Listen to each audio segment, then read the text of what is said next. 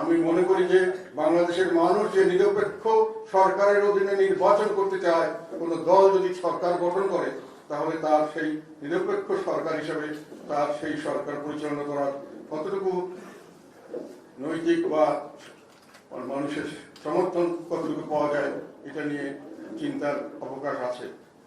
এবং এটা নিয়ে আমি মনে করি বাংলাদেশের বেশিরভাগ মানুষকে রিপ্রেজেন্ট করে এমন সব জনগণ এগুলো এমন সব রাজনৈতিক দল এই ধরনের বিষয়ে খুব একটা একমত হতে পারবেন বা একে রাজি হবেন এইসব বিষয়, এটা আমার সঙ্গে সংশয় আছে।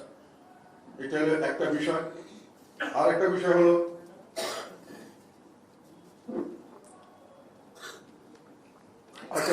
সংস্কার।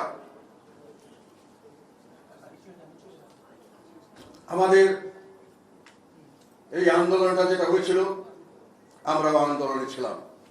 বাংলাদেশের 99% বলা যায় এই আন্দোলনে শরীক হয়েছে। কি আন্দোলন চেয়েছিলাম আমরা? শেখ হাসিনা সরকারের পতন। শেখ হাসিনা সরকারের দেশে বৈষম্য সৃষ্টি করেছিলেন, দুর্নীতিতে, দুঃশাসনে, অত্যাচার, নিপীড়ন, নির্যাতন করেছিলেন। আমরা এর থেকে মুক্তি চেয়েছিলাম, দেশবাসী মুক্তি চেয়েছিল। আওয়ামী লীগের লোকরাও এর সঙ্গে, আমার সঙ্গে অনেকেই তাদের সঙ্গে যখন কথা হয়েছে তারা এর থেকে মুক্তি চেয়েছিল। সবাই এর সঙ্গে সমর্থন ছিল না। আওয়ামী লীগ বলেই সবাই একে সমর্থন করছেন তা নয়। তাহলে এত ব্যাপক সমর্থন কিভাবে করবে আন্দোলন? 99%। আর একটা বিষয়ে মানুষ একমত ছিল যে ভবিষ্যতে যেন আর এক নায়ক এরকম কোনো ঘুরে না উঠে, তার জন্য কিছু সংস্কার করা দরকার। কিন্তু কি সংস্কার করতে হবে সেটার সম্পর্কে কিন্তু জনগণ কোনো ম্যান্ডেট দেননি। এখন বর্তমান সরকার যেগুলো করছেন এগুলো সম্পর্কে অনেকেরই অনেক সংশয় আছে। কেউ বলছেন যে ওনারা তাদের অভিজ্ঞতা নেই সে ব্যাপারে, কেউ বলছেন ওনারা যেহেতু দল করছেন সেই দলকে সাপোর্ট করার জন্য অথবা তার কিছু সহায়তা হবে এই ধরনের কিছু সংস্কার আনতে চাচ্ছেন। এই ধরনের একটি সংশয় দেখা দিয়েছে।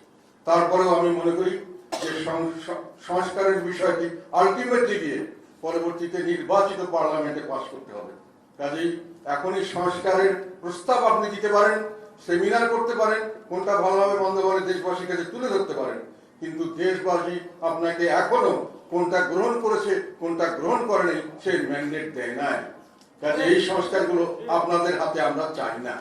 আপনারা কোনো সংস্কার করেন, আমরা মনে করি এটা সঠিক হবে না। জনগণ এটা দেয়নি। এবং রাজনৈতিক দল বলতে যারা গিয়ে সমর্থন দিবেন তারা কতটুকু এই সংস্কারের পক্ষে তাদের সমর্থন তাদের জনগণ দিবে সেটাও তারা জানেন না। কাজে নির্বাচনের আগে কোনো সংস্কার হওয়া উচিত না বলে আমরা বিশ্বাস করি। এবং আমি মনে করি বেশিরভাগ যারা জনমত পুষ্ট রাজনৈতিক দল তারা আমার সঙ্গে একমত হবেন। এবং যেহেতু এই এখন যেটা সংস্কার করবেন, যদি পরবর্তীতে এই সংস্কারগুলি জনগণের পক্ষে না হয়, জনগণ যদি এটার বিপক্ষে অবস্থান নেন তাহলে এটা থাকবে না, এটা নিয়ে আরেকটা জটিলতা সৃষ্টি হতে পারে। তাহলে যে ম্যান্ডেট জনগণ দেয়নি সেই ম্যান্ডেটে যাওয়া উচিত হবে না আমাদের বিশ্বাস।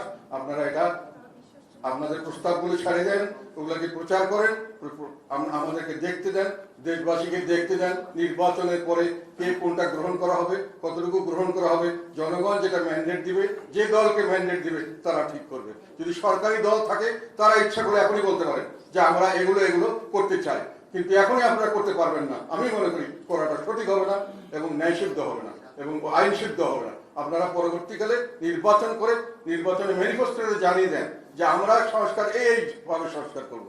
তা গ্রহণ করছেন আপনারা, করলে আমাদেরকে ভোট দেন, ভোট দিলে আপনারা এটা বাস্তবায়ন করবেন। এটা হলো নিয়ম। আমি আইনের কথা বলছি।